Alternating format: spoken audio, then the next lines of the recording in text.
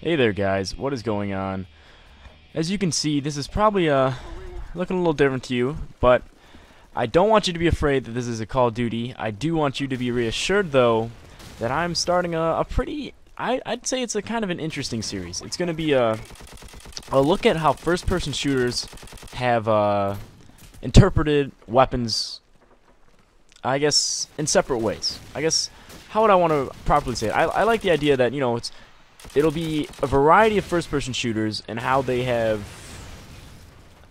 chosen a weapon and how its attributes to the game have changed throughout certain series or even completely different games alone. And so, to kind of start this off, you'll be seeing I'm going to have a lot of episodes going on, and the first gun of my new series that I think I'm going to try out and see if you guys enjoy it. I don't know if I'm going to call it the maybe, I don't know what the proper title of this series will be called, but the first weapon is going to be the M60. It has had many different attributes to it. They've been called a lot of things, the M60E4 for instance, or a lot of different names have been put after the M60, but in general it is better known as the M60, or as I like to call it, John Rambo gun. It is my John Rambo. And so, I'm going to be showing, you know, a lot of different games, Battlefield, Call of Duty, a lot of other various first-person shooters that contain this weapon and how it's different and vastly different. And so this first one, I'm going to go in depth on how this gun is affected in Call of Duty 4. Now I know this seems completely ridiculous to even tell you, but I just want you to be able to look back on, like, if you further will watch a Battlefield video after this of this weapon perhaps.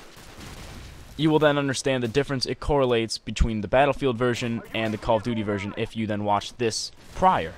So, just some basic stats of it. It is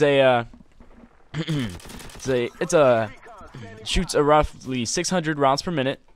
That is in multiplayer, and it's a pretty good damage. It's a 50 to 40 range when you're in the maximum close distance. So it's a very quick kill, but that tied into the very slow rate of fire that it has and the high amount of recoil, even when adding the grip, made it a lot less of a contender when choosing a light machine gun. It was really only chosen to the people that were diehard fans and wanted to get a gold camo for it. But besides that, it was very outclassed by guns like the RPD with its extremely high rate of fire of 700 and its moderately low recoil once you add a grip.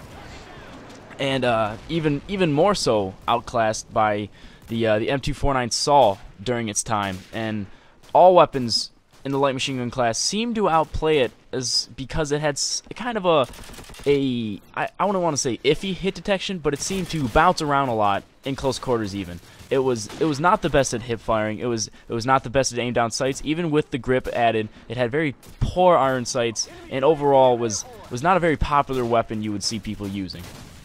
So you might be seeing me use it now, but you're not actually seeing a large vast of people would ever be using this. It was much more common to see players that were in a higher class be using the RPDs. Even less though, you wouldn't see saws so much. RPDs seem to be a very consistent weapon and very popular compared to the M60s.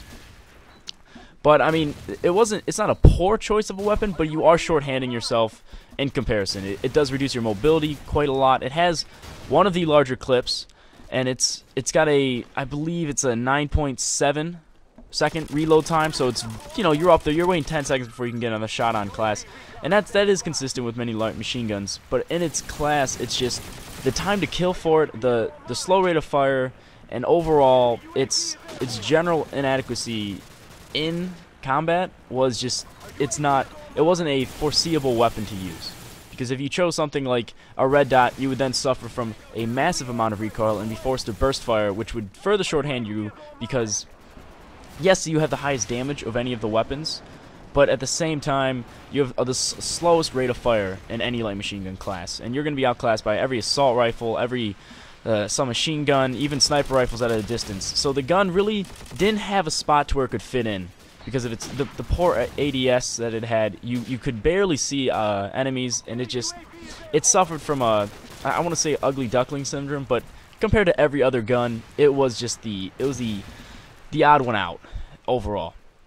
And so as this video wraps up, I kind of hope how you enjoyed the, I don't want to say it's more of casual listing and description of the gun, but overall, I'm not going to try and give you the real-life facts of the weapon, but how it played out in the game that you are watching, and then kind of showing you how they've changed it from maybe a further Call of Duty series, or even from a Battlefield viewpoint or another first-person shooter. And really, the interpretation of these weapons is so different in many games, and it's just something that I want to try and show you guys through this new series. So I hope you enjoyed this video, hope you enjoyed that nice little spree at the end, and with that, guys, if you did, leave a like, let me know, and I'll be seeing you later, guys. Remember, this was Ian. Peace out.